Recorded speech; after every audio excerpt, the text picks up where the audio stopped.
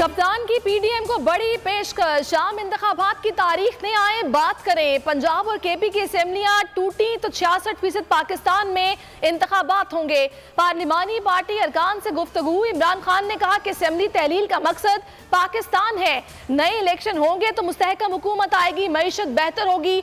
मजीद बोले, जरदारी समेत पीडीएम जमातों का मकसद है इमरान खान को नाअहल करें। इन्हें डर है कि इंतखाबात हुए तो हाथ कुछ नहीं आएगा।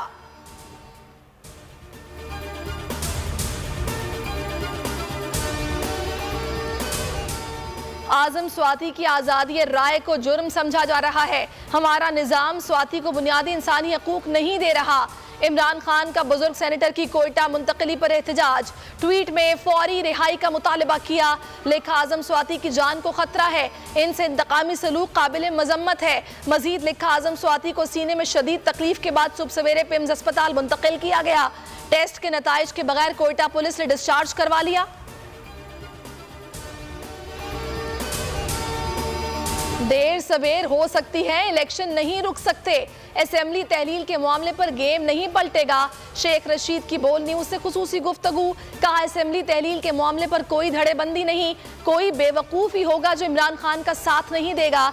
शेख रशीद का बोल न्यूज को सच दिखाने पर खिराज तहसीन, कहा इश्क में इम्तिहान तो होते हैं। बोल न्यूज के मौक़िफ़ को पूरी कौम तस्लीम कर रही है। अवाम के दिलों में इस वक्त बोल न्यूज है। हमारा एक कारोबार नहीं है भाई, हम हकीकी सहाफत कर रहे हैं, ये फर्क है। हमारा ये कारोबार है, हम अपना कारोबारी नुकसान में नहीं करूंगा। अभी फॉरगेट अबाउट जर्नलिज्म। हमारा एक कारोबार नहीं है भाई, हमारा ये कारोबार है, हम अपना कारोबारी नुकसान में नहीं करूंगा। हम हकीकी सहाफत कर रहे हैं। Forget about journalism, forget about journalism.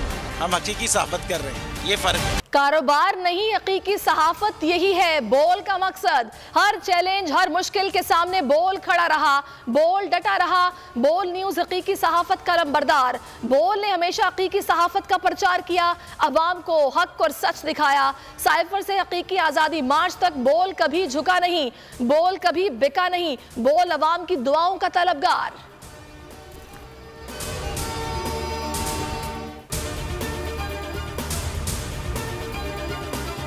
बोल न्यूज ने साथ दिया। बोल न्यूज का साथ देने पर मुतमईन हुई कि अकेली नहीं।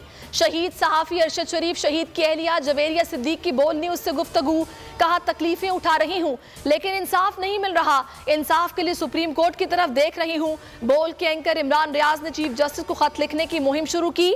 चीफ जस्टिस को हजारों खुतूत लिखे जा चुके हैं।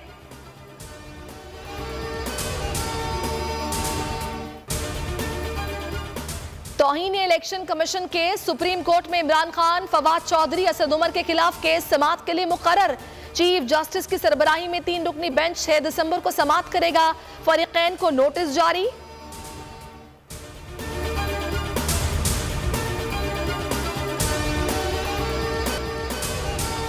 भारतीय गुलकार सिद्धू मूसेवाला के कत्ल का मास्टरमाइंड अमेरिका में गिरफ्तार। गोल्डी बरार को कैलिफोर्निया से 20 नवंबर को हिरासत में लिया गया। गोल्डी बरार कनाडा से अमेरिका पहुंचा था।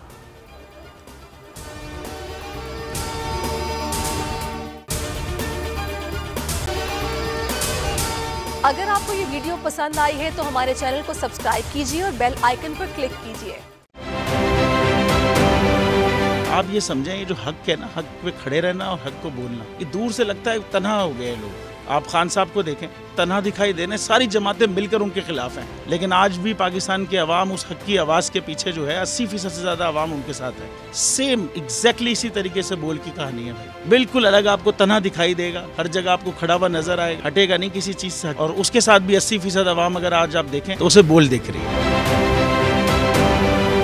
जाली केस है ना, ये हम पे उस वक्त बनाए गए थे जब हुकूमत यही थी, इन्हीं लोगों की हुकूमत थी ना। और ये जाली केस, इनको मैं नहीं कह रहा इस केस को जाली केस, इनको पाकिस्तान में क्या पूरी दुनिया में एक ऐसा शिकायत कुंदा नहीं मिला, एक ऐसा कंप्लेनेंट नहीं मिला जिसने ये कहा हो कि हमारे साथ फ्रॉड हुआ है। तो ये खुद ही बन गए कंप्लेनेंट और ये खुद ही इन्होंने खुद ही इन्वेस्टिगेशन की, उसकी खुद ही तफ्तीश भी की, यानी कि कंप्लेनेंट भी है, इन्वेस्टिगेशन ऑफिसर भी है। और इन द एंड इन्होंने फिर उसके बावजूद ये कोर्ट में जमा कराया कि जी ये केस जाली केस था और इसमें किसी किस्म जो कुछ एग्जैक्ट कर रहा था सब सब लीगल। ये मेरी बात नहीं है, ये इनके इन्वेस्टिगेशन ऑफिसर की बात। सबसे ज्यादा व्यूज और सबसे ज्यादा रेटिंग के साथ बोल आज भी रहा नंबर 1 पर।